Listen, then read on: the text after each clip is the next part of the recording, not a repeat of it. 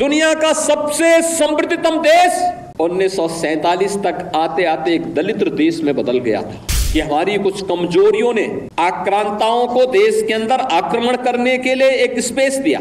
तिथि बदली है लेकिन चेहरे बदले होंगे, लेकिन घटनाओं का स्वरूप उसी प्रकार का है जो 1947 में हुआ था। वही तो पाकिस्तान में आज भी हो रहा है। वही तो पूर्वी पाकिस्तान कहा जाने वाला आज का बांग्लादेश में वही तो हो रहा है। 1.5 करोड़ हिंदू किस तरीके से बांग्लादेश के अंदर आज चिल्ला चिल्ला करके अपने आप को, अपनी अस्मिता को बचाने के लिए गुहार लगा रहे हैं, और दुनिया के मुंह सिले हुए कथित सेकुलरिस्ट भारत के अंदर भी इनके मुंह सिले हुए एक भी शब्द इनका नहीं निकल रहा है। उनको भय है कि अगर इन निरीह कमजोर लोगों के पक्ष में इन्होंने आवाज निकाली तो इनका वोट बैंक खिसक जाएगा। वोट बैंक की चिंता है, लेकिन मानवीय संवेदना इनकी मर चुकी है। मानवता के रक्षा के लिए इनके मुंह से एक भी शब्द नहीं निकलने वाला है। 15 अगस्त 1947 से एक दिन पूर्व 14 अगस्त 1947 को जब विभाजन की त्रासदी हो रही थी, और 15 अगस्त को जब देश के अंदर तत्कालीन प्रधानमंत्री पंडित जवाहरलाल नेहरू के द्वारा भारत के तिरंगे को पहरा करके कांग्रेस के नेताओं के द्वारा देश के अंदर आजादी के जश्न को मनाने का कार्य किया जा रहा था, तब लाखों लोग अपनी मातृभूमि को छोड़ने के लिए, अपने परिवारों को छोड़ने के लिए मजबूर हो रहे थे। किस प्रकार की यातनाएं उन पे पड़ रही थी, किस प्रकार का दृश्य था, किस प्रकार के मानवीय अत्याचार हो रहे थे, ये किसी से छुपा हुआ नहीं। और ये दृश्य बहुत कुछ है, चित्र बहुत कुछ बोल देते हैं। यानी दुनिया का सबसे समृद्धतम देश 1947 तक आते आते एक दलित देश में बदल गया था। और वह दृश्य भी आपने देखा, वह दृश्य भी आपने देखा है। ये क्यों हुआ? क्या ये सच नहीं कि हमारी कुछ कमजोरियों ने आक्रांताओं को देश के अंदर आक्रमण करने के लिए एक स्पेस दिया, और जो गलतियां इतिहास के उन काले अध्यायों में हम सबके सामने कैद है, क्या वही गलतियां चुनाव के समय राजनीतिक नेतृत्व देश के अंदर इस प्रकार की गलतियां राजनीतिक दलों के द्वारा नहीं की जाती हैं? ये जाति के नाम पर विभाजन की त्रासदी तक पहुंचाने की कथा वही है जो पहले जातीयता के नाम पर होता था, जातिवाद के नाम पर होता था। आज वही कार्य, वही कृत्य, वही कारनामे राजनीतिक दलों के स्तर पर जातीयता का नग्न तांडव करके फिर उसी विभाजन की ओर ले जाने की कुत्सित चेष्टा की जा रही है। परिणाम क्या है? परिणाम आप सबके सामने फिर वही है। परिणाम फिर आपके सामने वही है। तिथि बदली है लेकिन चेहरे बदले होंगे, लेकिन घटनाओं का स्वरूप उसी प्रकार का है जो 1947 में हुआ था। वही तो पाकिस्तान में आज भी हो रहा है। वही तो पूर्वी पाकिस्तान कहा जाने वाला आज का बांग्लादेश में वही तो हो रहा है। उस समय 10 लाख हिंदू एक साथ काटे गए थे। हिंदू, सिख सभी थे, एक साथ काटे गए थे।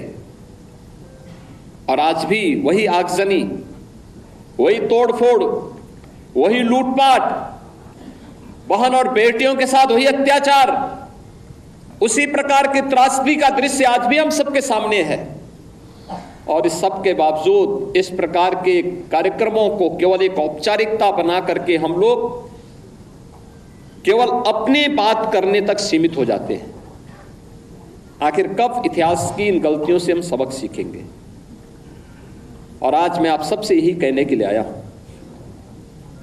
हम आभारी हैं प्रधानमंत्री मोदी जी के, जिन्होंने इतिहास के इन काले अध्यायों से पर्दा उठा करके देश की जनता की आंखों को खोलने का काम किया है, देश का ध्यान आकर्षित किया है, इतिहास की इन गलतियों के परिमार्जन के लिए रास्ता बनाने का एक आह्वान हम सबका किया है। और उसी आह्वान के साथ जोड़ने के लिए मैं आप सबसे भी कहने के लिए आया हूं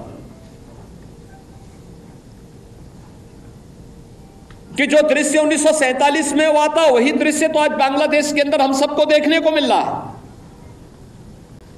1.5 करोड़ हिंदू किस तरीके से बांग्लादेश के अंदर आज चिल्ला चिल्ला करके अपने आप को, अपनी अस्मिता को बचाने के लिए गुहार लगा रहे हैं, और दुनिया के मुंह सिले हुए कथित सेकुलरिस्ट भारत के अंदर भी इनके मुंह सिले हुए एक भी शब्द इनका नहीं निकल रहा है,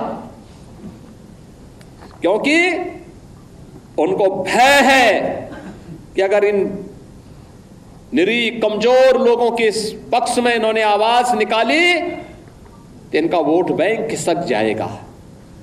वोट बैंक की चिंता है, लेकिन मानवीय संवेदना इनकी मर चुकी है। मानवता के रक्षा के लिए इनके मुंह से एक भी शब्द नहीं निकलने वाला है, नहीं निकलेगा, क्योंकि इन्होंने आजादी के बाद लगातार उसी प्रकार की राजनीति को प्रेरित और प्रोत्साहित किया, उसको लेकर के आगे बढ़ते रहे। ये लगातार बांटो राज करो की उस राजनीति के तहत ये लोग देश के अंदर कार्य करते रहे।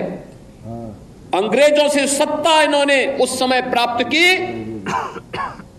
ये वास्तव में भारत की सत्ता का नेतृत्व नहीं कर रहे थे, बल्कि अंग्रेजों के ही, ब्रिटिशर के ही मानस पुत्रों के रूप में इन्होंने भारत की सत्ता को उस रूप में संचालन करना शुरू किया जैसे ब्रिटिशर इस देश के अंदर कर रहे थे। और आज उसी का दुष्परिणाम यह देश लगातार चुकाया है, अखंड हिंदुस्तान चुकाया है। लेकिन हमारा संकल्प है, महर्षि अरविंद ने जो 1947 के पहले घोषणा की थी,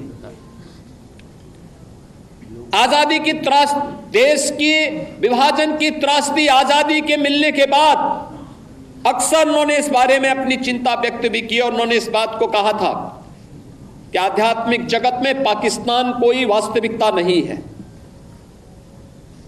या तो उसका भारत में विलय होगा या पाकिस्तान इतिहास से समाप्त होगा, हमेशा के लिए समाप्त होगा।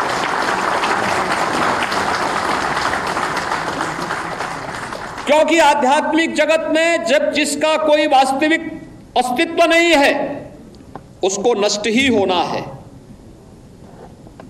और उसकी नष्टता, उसके नश्वरता को हमें संदेह की निगाहों से नहीं देखना चाहिए। हमें ये मानना चाहिए ये होगा, लेकिन इसके लिए हमें भी तैयार होना होगा, हमें भी अपने आप को तैयार करना होगा। हमें अपनी उन गलतियों का परिमार्जन करना पड़ेगा जिन गलतियों के कारण विदेशी आक्रांताओं को भारत के अंदर घुसने, भारत के पवित्र तीर्थ स्थलों को अपवित्र करने,